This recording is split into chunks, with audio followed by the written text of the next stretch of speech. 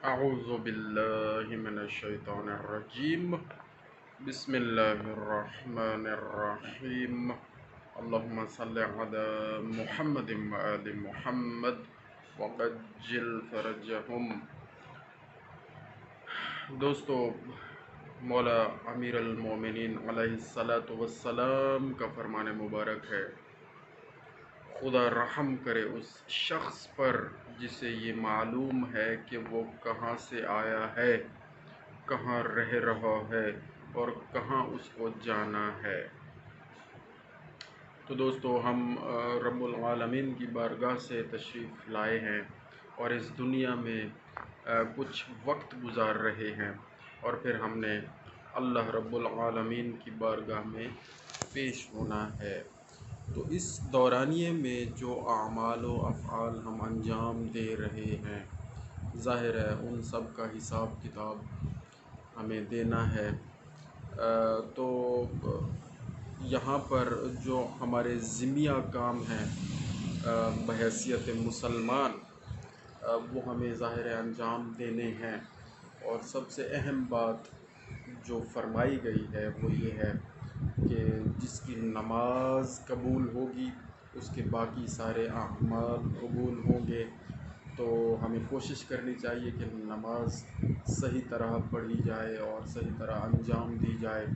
امام حسین علیہ السلام نے آخری وقت بھی نماز ادا کی اور حالت سجدہ میں آپ کو شہید کیا گیا۔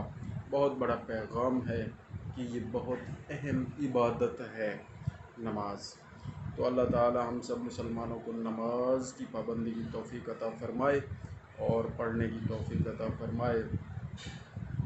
تو اگر نماز خدا نخواستہ رد ہو گئی تو سارے باقی اعمال بھی رد کر دیے جائیں گے۔ ایک عالم دین نے یہ بات اس طرح سمجھائی، ریاضی کے حساب سے انہوں نے ہمیں سمجھایا اور بتایا کہ نماز کو آپ اگر ایک فگر 1 کا فگر تصور کریں اور پھر اس 1 کے ساتھ باقی جو آپ کے اعمال خیر ہیں وہ آپ اس 1 کے ساتھ 0 لگاتے جائیں۔ 1 کے ساتھ اگر 0 لگ جائے تو 10 ہو جاتا ہے، اور 10 کے ساتھ 0 لگ جائے تو 100 بن جاتا ہے۔ اور اسی طرح ایک اور یعنی نیکی، آپ نے حج کیا 0 لگائیں 1000 ہو گیا، آپ نے زکوٰۃ ادا کی 0 لگائیں 10,000 ہو گیا۔ اسی طرح آپ نیکیاں کرتے جائیں باقی ساری، اور وہ 1 کے ساتھ 0 لگتا جائے گا اور آپ کی ویلیو میں اضافہ ہوتا جائے گا، نیکیوں کی ویلیو میں اضافہ ہوتا جائے گا۔ اور اگر اس ایک جو کہ نماز ہے اس کو ہٹا لیں، اس ایک فگر کو، تو باقی سب 0 رہ جاتا ہے۔ تو اللہ تعالیٰ اس کیفیت سے محفوظ فرمائے اور ہمیں اعمال خیر انجام دینے کی توفیق ہمیشہ عطا فرمائے رکھے، اور بالخصوص ہمارے بچوں کو اس راہ پر اللہ تعالیٰ قائم رکھے کہ وہ نماز صحیح وقت پر پڑھتے رہیں، نماز پابندی سے ادا کرتے رہیں۔ اور یہ بھی علماء نے ہمیں بتایا ہے کہ ہم اپنے بچوں کو جو زبان سے کہتے ہیں اس کا اتنا اثر نہیں ہوتا اور وہ اس پر اتنا عمل نہیں کرتے۔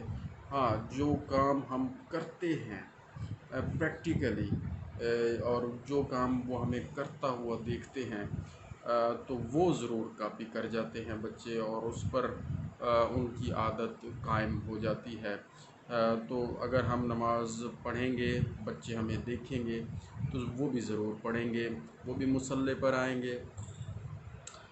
اور اسی طرح اگر ہم گھر میں کچھ اور ہوتے ہیں، باہر کچھ اور ہوتے ہیں، امام بارگاہ میں ہماری کیفیت کچھ اور ہوتی ہے، مسجدوں میں اور ہوتی ہے، تو یعنی ڈوئل پرسنالٹی، تو پھر بچے بھی انجانے طور پر ڈوئل پرسنالٹی کا شکار ہو جاتے ہیں، ہپوکریسی، منافقت کا شکار ہو جاتے ہیں کہ جی گھر میں ہمیں کچھ اور طرح سے رہنا ہے، باہر معاملات کچھ اور طرح سے کرنے ہیں، مسجد میں ہم کچھ اور ہوتے ہیں، امام بارگاہ میں ہم کچھ اور ہوتے ہیں، یا یعنی کہ ڈوئل پرسنالٹی۔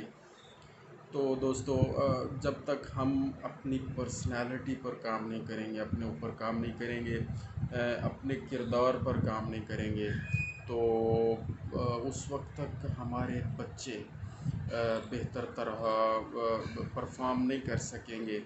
میری دعا ہے کہ ہم سب اچھے رہیں، اور اللہ تعالی ہم سب کی حفاظت فرمائے، بیماریوں سے محفوظ رکھے۔